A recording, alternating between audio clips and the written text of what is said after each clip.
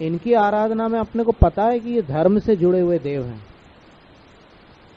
कौन नहीं जानता कि पद्मावती माता पार्श्वनाथ भगवान की भक्त है, पद्मा यक्षी पार्श्वनाथ भगवान की शासन यक्षी है, सब जानते हैं।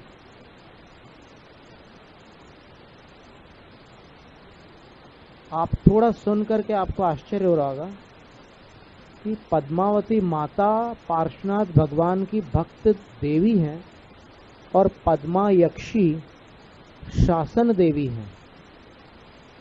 यद्यपि महाराष्ट्र प्रांत में, कर्नाटक प्रांत में और इस तरफ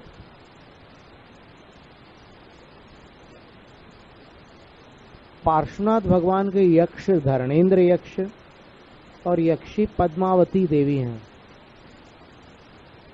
तो कोई बात नहीं, अगर यक्षी पद्मावती देवी हो तो नाम से कोई आपत्ति नहीं है। लेकिन जो नाग नागिन थे, जिनको वाराणसी में पार्श्वनाथ भगवान ने मरणासन्न होने पर, नाग नागिन के मरणासन्न होने पर उद्बोधन दिया था, पार्श्वनाथ चरितम ग्रंथ के अनुसार नमोकार सुनाया था, उनके विषय में पाषाणाचर्य एक प्राकृत ग्रंथ है, उसमें आचार्य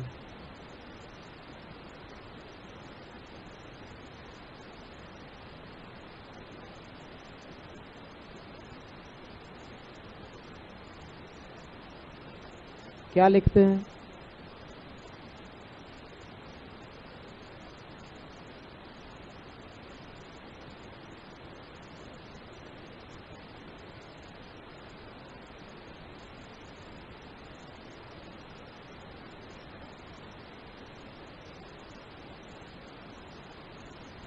आचार्य पद्म कीर्ति लिखते हैं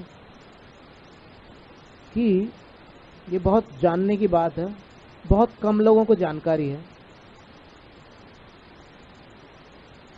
आचार्य पद्म कीर्ति लिखते हैं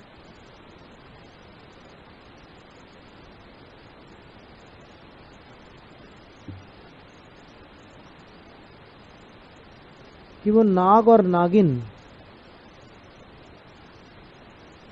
धरणेन्द्र और पद्मावती बने और उनकी आयु 3 पल्ले की।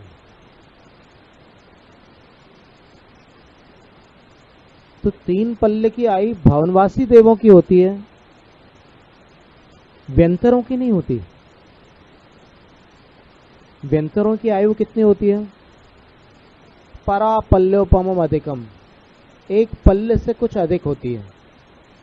तो यक्ष यक्षी कौन से निकाय के देव हैं? व्यंतर हैं। और नागकुमार नागकुमारियां जो होती हैं वो भवनवासी हैं। भवनवासिनो सुरनाग विद्युत सुपर्णाग्नि वातस्तनितो दधित द्वीप दिक्कुमाराः। तत्वार्थ सूत्र के 4थे अध्याय में एक सूत्र है कि भवनवासियों के 10 भेद हैं, उन 10 भेदों में से दूसरा भेद नाग कुमार है। तो 3 पल्ले की आयु कौन से देवों की होती है?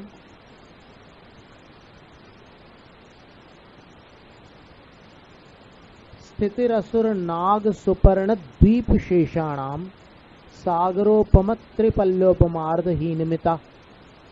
ये सूत्र आपने सुना है, तत्वार्थ सूत्र में आता है। तो इसमें क्या लिखा है?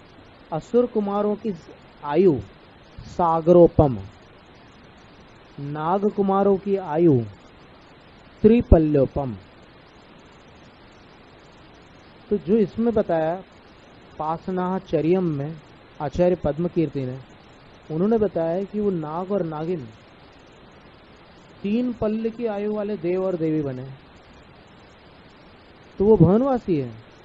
और जो यक्ष यक्षी होते हैं वो 1 पल्ले वाले होते हैं। तो नाम एक हो सकता है। देखो, इन्होंने पद्मावती नाम लिखा है और यक्षी का नाम तिलोय पंडिती में पद्मा दिया है।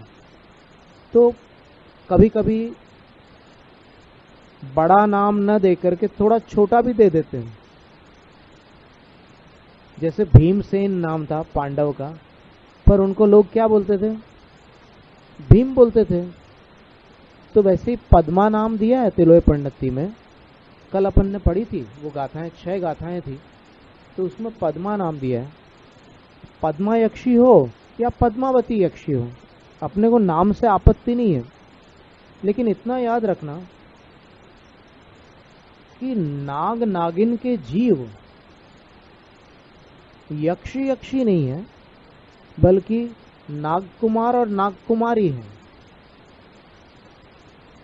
ये जानकारी आपको समझ में आ रही है जो हम बतलाना चाह रहे हैं? आई? आप कन्नड़ में और बता देना।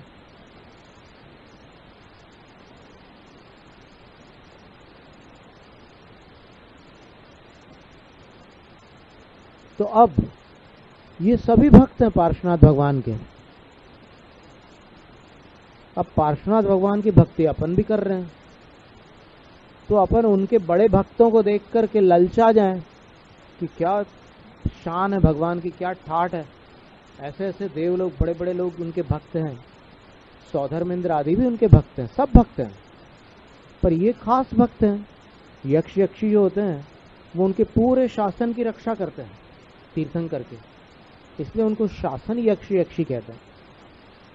और ये धरणेन्द्र पद्मावती जो है, इनका संबंध भगवान के उपसर्ग निवारण के समय महत्व को प्राप्त होता है। इनके ऊपर जो संकट आया था, इनका प्राणांत होने आ रहा था, तब पार्श्वनाथ भगवान ने इनका उपकार किया था। और जब पार्श्वनाथ भगवान के ऊपर संकट आया, तब इन्होंने आकर के उपसर्ग का निवारण किया था।